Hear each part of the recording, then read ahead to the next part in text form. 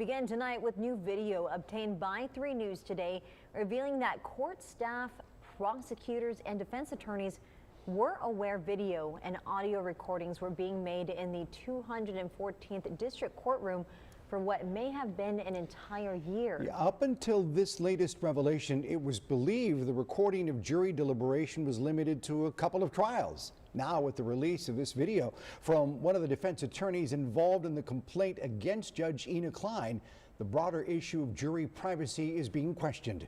It is tonight's top story.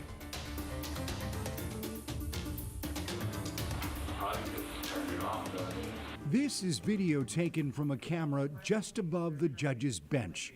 The original recording includes audio clear enough to be picked up from as far away as the public entrance into the courtroom. It's muted, right? We're including subtitles so you can understand what is being said in the video.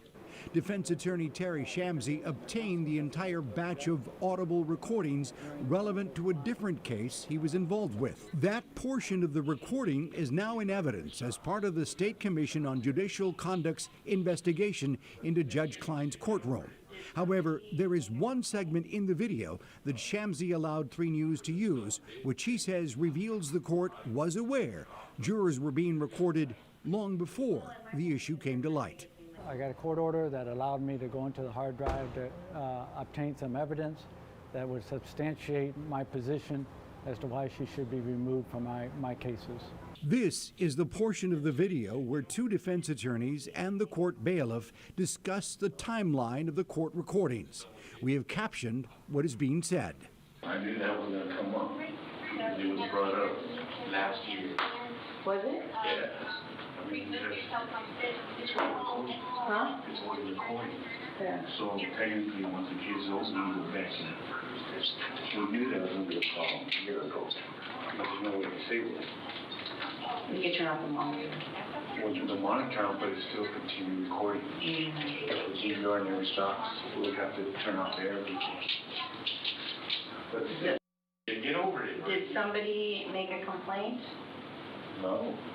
The copy of the recording 3 News obtained continues and ends with this comment from the defense attorney. Well, and my whole thing is they're trying to make it seem like they just learned about this yesterday. I was like, no, your prosecutors were here last week. They were in. Reaction to the issue of eavesdropping of jurors in the 214th District Court has been swift. In the 40 years I've been here, I have never seen a problem like this.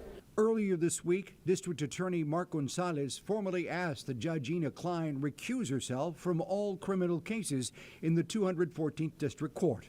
Fallout after Klein was accused of listening in on secret jury deliberations for one of her murder trials.